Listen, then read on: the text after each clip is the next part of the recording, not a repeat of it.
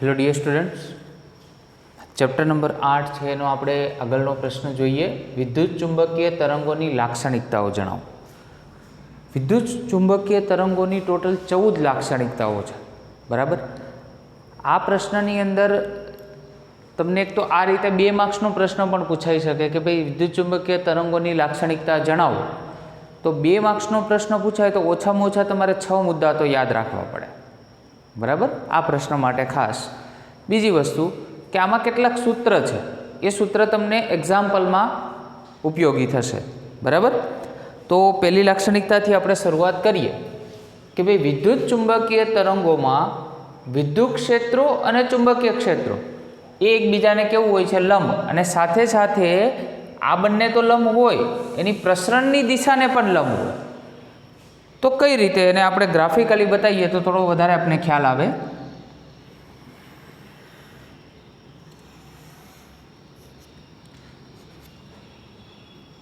અહીંયા આપણે એક્સ અક્ષ લઈએ છીએ, આ વાય છે, આ ઉગમ બિંદુ છે. બરાબર. અહીંયા વિદ્યુત ક્ષેત્ર છે, અહીંયા ચુંબકીય ક્ષેત્ર છે, અને આ તરંગ પ્રસરણની દિશા છે. એને આપણે ઝેડ અક્ષ તરીકે લઈએ છીએ. તો તરંગ પ્રસરણની દિશા માટે આ વિદ્યુત ચુંબકીય જે તરંગો છે એ આપણે ડ્રો કરીએ. આ વિદ્યુત ચુંબકીય તરંગો જુઓ. બરાબર. એટલે ઈ અને બી તો એટલે વિદ્યુત ક્ષેત્ર અને ચુંબકીય ક્ષેત્ર તો એકબીજાને લંબ છે, પરંતુ એની પ્રસરણની દિશા છે એને પણ એ લંબ છે. એટલે ત્રીજો અક્ષ આપણે ઝેડ અક્ષ કહી શકાય. બરાબર. તો અહીં આપણે દોરવું હોય તો આ રીતે કંઈક દોરી શકાય. બરાબર.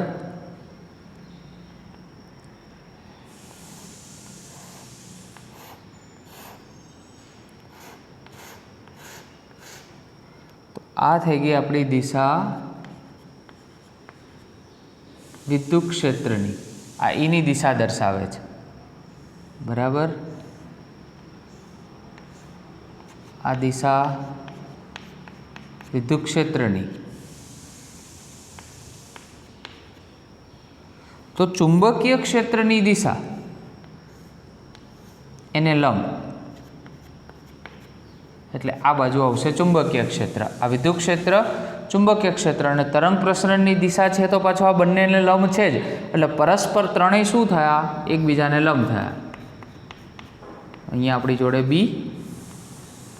ફરી પાછું અહીંયા આપણે ડિસ્કશન કરીએ તો આ પણ બી. ક્લિયર? તો આ રીતે તમે વિદ્યુત ચુંબકીય તરંગ છે એની આ પ્રસરણની દિશા તમે દોરી શકો. ક્લિયર? તો આ થઈ ગયો બેટા આપણે માટે પહેલો પોઈન્ટ. હવે સેકન્ડ જે ટોપિક છે એની આપણે ડિસ્કસ કરીએ. તો ધારો કે વિદ્યુત ચુંબકીય તરંગ એ ઝેડ અક્ષની દિશામાં પ્રસરે છે. જો આ ઝેડ અક્ષની દિશામાં વિદ્યુત ચુંબકીય તરંગ પ્રસરે છે, એટલે કે આ બાજુ તમારો એક્સ અક્ષ અને આ વાય અક્ષ, એટલે એનાથી બી કેવી થઈ ગઈ? લંબ દિશામાં થઈ ગયું એનું પ્રસરણ. તો એને આપણે મેથેમેટિકલી લખવા હોય તો કઈ રીતે લખી શકાય? તો જો ઈ છે, બરાબર, એને એક્સ અક્ષની દિશામાં લીધું છે એટલે ઈ એક્સ લીધો ઘટક, અને બી છે એ વાય અક્ષની દિશામાં છે એટલે બી વાય. તો એના માટે સૂત્ર E0 sin kz minus omega T. જ્યાં તમે આપણે ચેપ્ટર 14માં 11 સાયન્સ ચેપ્ટર 14ની અંદર આપણે ભણાવ્યું હતું તમને. બરાબર. કે આ સાઇન સાથેનો જે છે આખો ખૂણો છે. ક્લિયર? તો B0 એવી જ રીતે sine kz minus omega t, જે આ ખૂણો બદલાતો નથી. તો EXમાં E0 આવશે અને BYમાં B0. જેને યાદ હોય તમને તો આપણે આને કંપ વિસ્તાર કહેતા હતા. આ બંને ઘટકો છે શું કહેવાય? જે તે, એટલે કે વિદ્યુત ક્ષેત્રનો કંપ વિસ્તાર અને આ ચુંબકીય ક્ષેત્રનો કંપ વિસ્તાર. બરાબર. તો આગળ કેટલાક આપણે સૂત્ર ભણીએ આના પર. હવે આમાં જે તમને કે ઘટક આપેલો છે એને શું કહેવાય? તો જે કે ઘટક આપેલો છે એને આપણે કહીશું તરંગ સદિશ.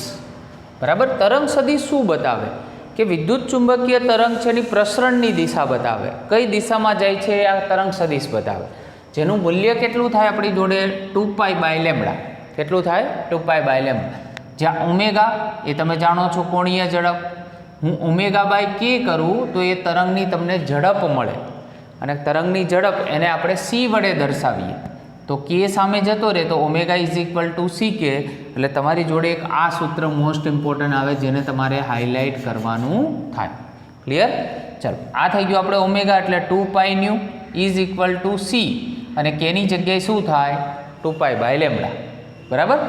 ચાલો, અહીંયાથી 2π શું થઈ જશે કેન્સલ, તો nu is equal to c by lambda માટે c ઇઝ ઇક્વલ ટુ શું થાય ન્યુ લેમ્ડા, જે તમે કેમેસ્ટ્રીમાં પણ આ સૂત્ર ભણી ચૂકેલા છો. ક્લિયર? તો એક તો તમારે આ કેનું સૂત્ર યાદ રાખવાનું થાય.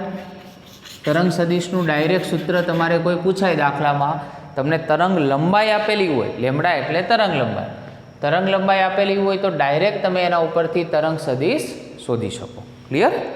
ચાલો, એક આ થઈ ગઈ આપણી બીજી લાક્ષણિકતા.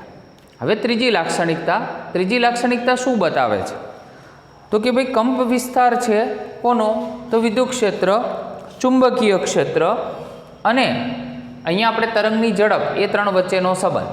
તો યાદ રાખજો E0/B0 બરાબર c. એને આ રીતે પણ લખી શકાય. હું B0 ને કરતા બનાવું તો E0 ડિવાઈડ બાય શું થાય c. મોસ્ટ ઇમ્પોર્ટન્ટ સૂત્ર.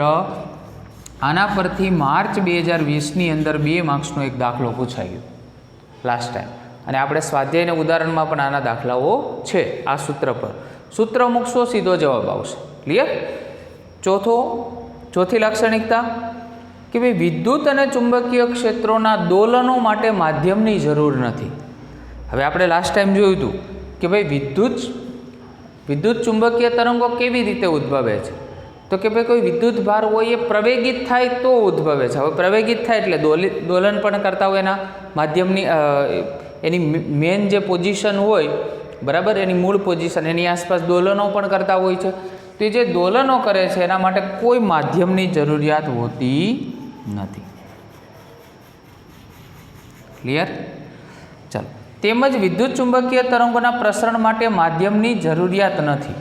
હવે વિદ્યુત અને ચુંબકીય ક્ષેત્રો માટે માધ્યમની જરૂર નથી એટલે વિદ્યુત ચુંબકીય તરંગો છે, બરાબર, એના માટે પણ કોઈ માધ્યમની જરૂરિયાત હોતી નથી. યાદ રાખજો.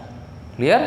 તો વિદ્યુત ચુંબકીય તરંગો છે એના માટે આપણે નહીં કહેતા કે ભાઈ હવાનું માધ્યમ, પાણીનું માધ્યમ, બરાબર, પછી ગ્લિસરીન હોય કાં તો કેરોસીન હોય, આ બધા માધ્યમ કહેવાય.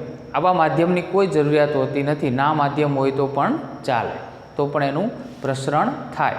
જેનું બેસ્ટ એક્ઝામ્પલ છે પ્રકાશ, સૂર્યપ્રકાશ. પ્રકાશ એ શું છે? એક વિદ્યુત ચુંબકીય તરંગ છે, બરાબર. ઉપરથી આવે એટલે કોઈ એટમોસ્ફિયર અવકાશની અંદર હોય નહીં તો ત્યાંથી પણ એની પ્રસરણ શક્ય બને છે અને પૃથ્વીના વાતાવરણમાં એ પ્રવેશે છે. ક્લિયર? તો આ રીતે તમારે એની ચોથી લાક્ષણિકતા છે, બરાબર, એ યાદ રાખવાની થાય. ચલો નેક્સ્ટ આપણે જોઈએ પાંચમી લાક્ષણિકતા તરફ આગળ વધીએ.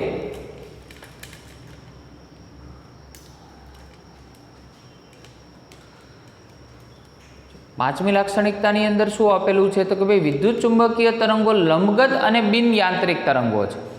હવે લંબગત તરંગો અને સંગત તરંગો આવા બે તરંગોના વિભાગ ધોરણ 9ની અંદર તમારે આવતું ભણવાનું, બરાબર. તરંગ પ્રસરણની દિશાને લંબ હોય અને એ જ છે ને ઝેડ અક્ષની દિશા છે, બરાબર. એટલે કે ભાઈ ચુંબકીય ક્ષેત્ર અને વિદ્યુત ક્ષેત્ર છે એને પણ લંબ છે, એટલે લંબગત તરંગો છે અને પોતે કેવા છે પાછા બિન યાંત્રિક પણ તરંગો છે. ક્લિયર?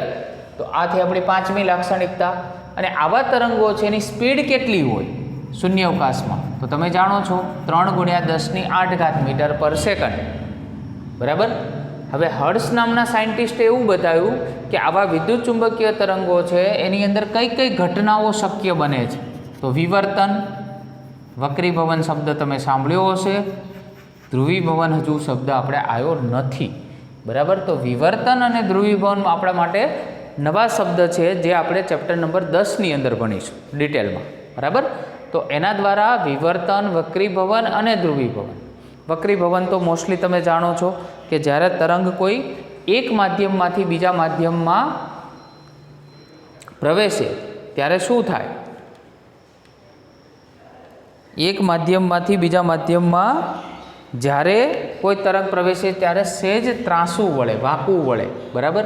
એ ઘટના છે એને શું કહેવાય? વક્રીભવન કહેવાય. તો આવી બધી ઘટનાઓ છે એ વિદ્યુત ચુંબકીય તરંગોમાં થાય છે, બરાબર. એ આપણો 7મી લાક્ષણિકતા.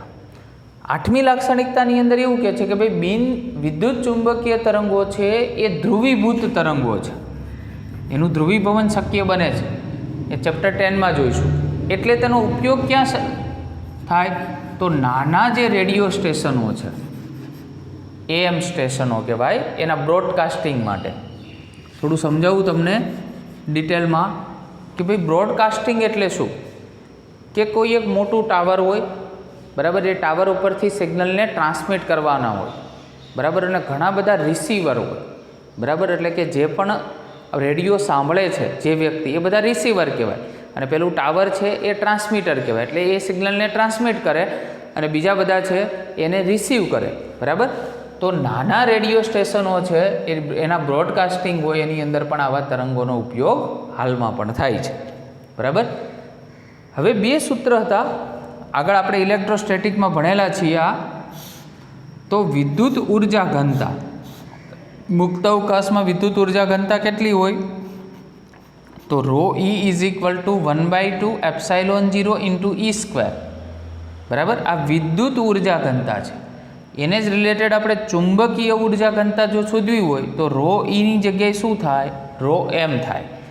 1/2 તો રહેશે જ, E² છે એની જગ્યાએ B² થાય, અને ε0 છે એની જગ્યાએ 1/μ0 થાય, બરાબર.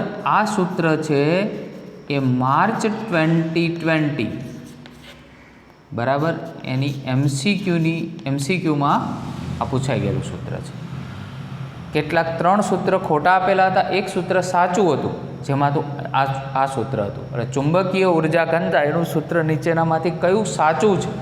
તો 1/2 B² μ0 એવો પ્રશ્ન પૂછાઈ ગયેલો છે, બરાબર. એટલે ધ્યાન રાખજો, આ બધા હું તમને જે અંડરલાઇન કરાવું છું એને ખાસ અંડરલાઇન કરજો. એમાંથી MCQ પૂછાશે, બરાબર, જે તમને તમારી બોર્ડ એક્ઝામમાં ઉપયોગી થશે, બરાબર. તો આ 9મી લાક્ષણિકતા થઈ. હવે આગળ વધીએ છીએ આપણે 10મી લાક્ષણિકતા તરફ.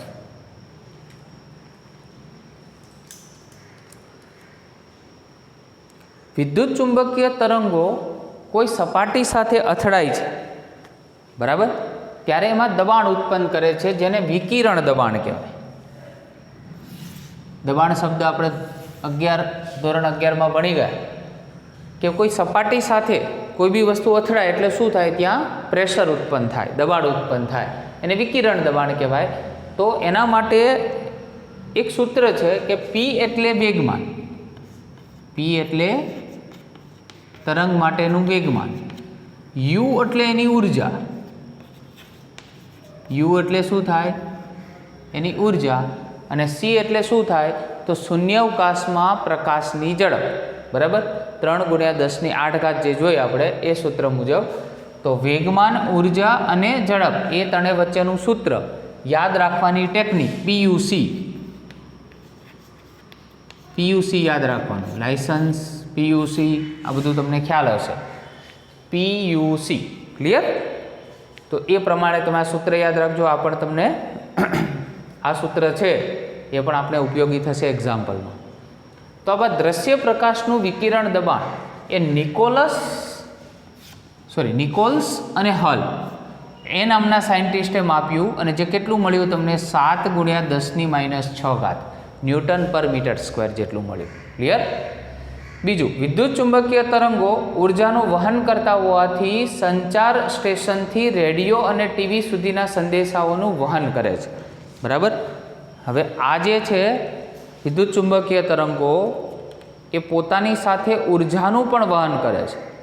હવે ઉર્જાનું વહન કરે છે, બરાબર, જેથી બેટા આપણે કહી શકાય કે વિદ્યુત ચુંબકીય તરંગો ઉર્જાનું વહન કરે છે, જેથી સંચાર સ્ટેશનથી રેડિયો અને ટીવી સુધી, બરાબર. સંચાર સ્ટેશનથી એટલે શું? કે જ્યાંથી બ્રોડકાસ્ટ કરવાનું હોય, જ્યાંથી સિગ્નલને મોકલવાનું હોય, ક્યાં સુધી? તો કે આપણી ઘરે રેડિયો હોય, ટીવી હોય, ત્યાં સુધી પણ એ સિગ્નલને લાવવું છે તો વિદ્યુત ચુંબકીય તરંગો દ્વારા શક્ય બની શકે, બરાબર. એવી જ રીતે સૂર્યથી પૃથ્વી સુધી પ્રકાશ ઉર્જાનું વહન કરે છે, જેથી પૃથ્વી પરનું જીવન શક્ય બન્યું છે, બરાબર. હવે સૂર્યમાંથી જે પણ તરંગો આવે છે વિદ્યુત ચુંબકીય તરંગોના સ્વરૂપે જ આવે છે, જેથી આપણું જીવન શક્ય બન્યું છે. ઉદ્ગમથી દૂરના વિસ્તારમાં વિદ્યુત ક્ષેત્ર અને ચુંબકીય ક્ષેત્રના દોલનો સમાન કળામાં હોય છે. સમાન કળાનું મિનિંગ શું થાય કે વિચારો કે કોઈ એક તરંગ જાય છે, બરાબર, એની કળા 30 ડિગ્રી છે, બરાબર, તો બીજું તરંગ છે એની પણ જો 30 ડિગ્રી હોય તો એ બંને સમાન કળામાં કહેવાય. ક્લિયર? તો એવી જ રીતે વિદ્યુત ક્ષેત્ર અને ચુંબકીય ક્ષેત્ર છે એના દોલનો પણ કેવી રીતે એક સમાન કળામાં થતા હોય છે, બરાબર.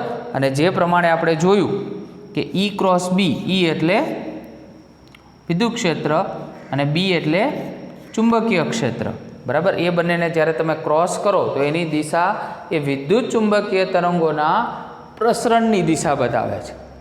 શું બતાવે છે? વિદ્યુત ચુંબકીય તરંગોના પ્રસરણની દિશા, જે હંમેશા E અને B હોય એનાથી બનતા સમતલને લંબ દિશામાં હોય. કેવું હોય? લંબ દિશામાં હોય. ક્લિયર? તો એ પ્રમાણે આપણે ટોટલ 14 તરંગોની લાક્ષણિકતાઓ જે જુદી જુદી છે, બરાબર, એના વિશેનો આપણે જે અભ્યાસ કરવાનો હતો એ આપણે અભ્યાસ કર્યો. આ બધા જ જે મેં પોઈન્ટ હાઇલાઇટ કર્યા છે તમારી નોટબુકમાં પણ હાઇલાઇટર દ્વારા તમે હાઇલાઇટ કરજો, જેથી કરીને એક્ઝામ્પલમાં તમને કોઈ પણ પ્રકારની મુશ્કેલી પડે નહીં. Okay, thank you very much.